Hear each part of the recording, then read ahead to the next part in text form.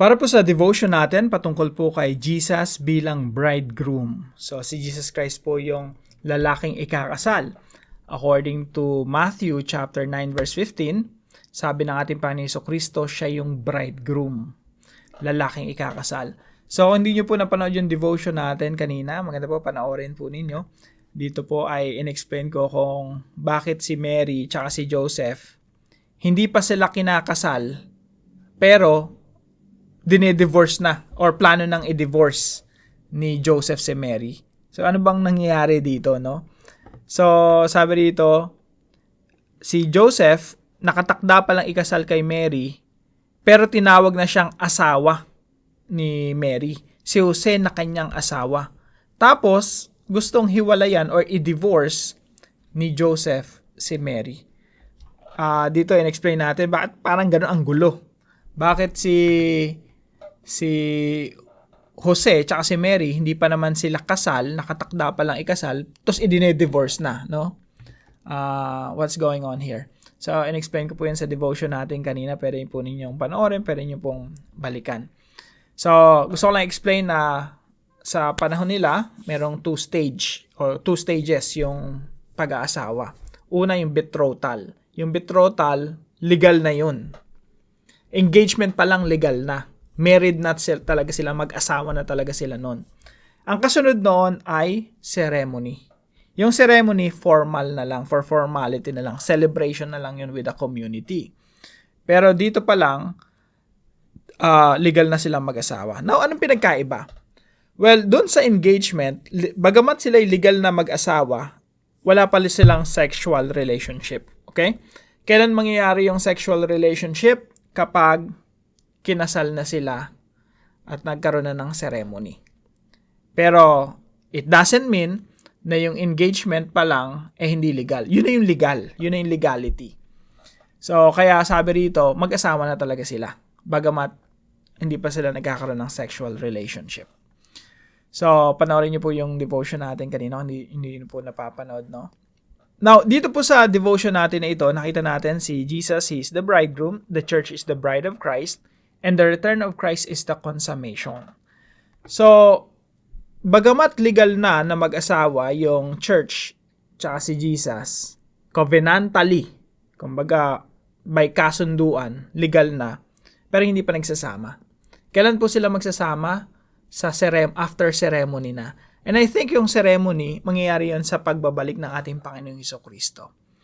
Now, dito sa extrang video na ito, gusto ko lang i-emphasize na yung relasyon ng mag-asawa, yan yung pinili ng Panginoong Jesucristo na maglarawan sa relasyon ng Panginoong Jesucristo at ng iglesia, ng church. Bakit ganon? Again, Jesus is very intimate, very personal. Gusto niya ng relationship with us. At yung pinili niyang larawan ng relationship is the relationship of a husband and a wife na sobrang intimate ng relationship. Kaya nga po, pag masaya ka, di ba sinasabi mo agad, excited ka magkwento sa asawa mo? Ganun din sa Panginoong Jesucristo. Pag masaya ka, kwento mo sa Panginoon. Pag punong-puno ng pagpapasalamat yung puso mo, kwento mo sa Panginoon. Pag may nagawa ka mabuti at masaya ka sa ginawa mo, kwento mo sa Panginoon. Meron kang problema ngayong araw, sangguni mo sa Panginoon. Share mo yung burden mo sa Panginoon.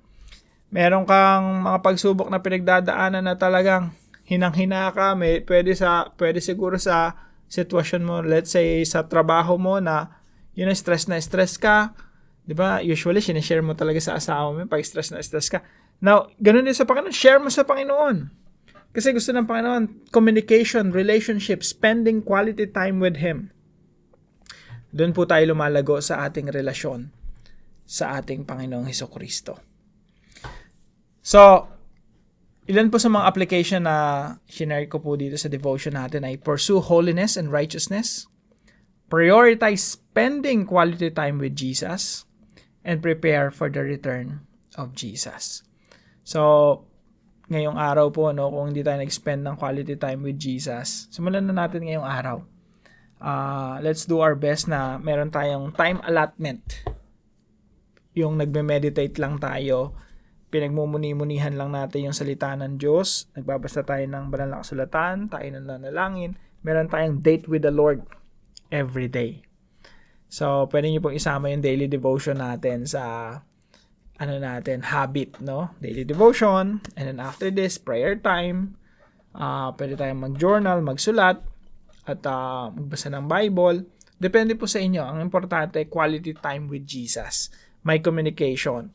God communicates to us through His Word. At the same time, we communicate back to God through prayer. So, dyan po nanonourish yung ating relasyon sa ating Panginoon. I hope meron po kayo natutunan dito sa additional video natin na ito. Ito po ay exclusive. Ang nakapanood lang po nito yung mga interested sa mga topic natin na gusto pang lumalim. Pero later on po, i-share din natin to in public siguro next year. Depende. Depende sa nagpo-post. So, yun lamang po. At pagpalain kayo ng ating Panginoon. Kayo po ay samahan niya at ipaunawa sa Kanya, iparamdam sa atin ng ating Panginoon at ipaunawa sa atin yung Kanyang plano at kalooban sa bawat isa sa atin. God bless you po. See you po tomorrow 5 a.m. dito sa ating Daily Devotions.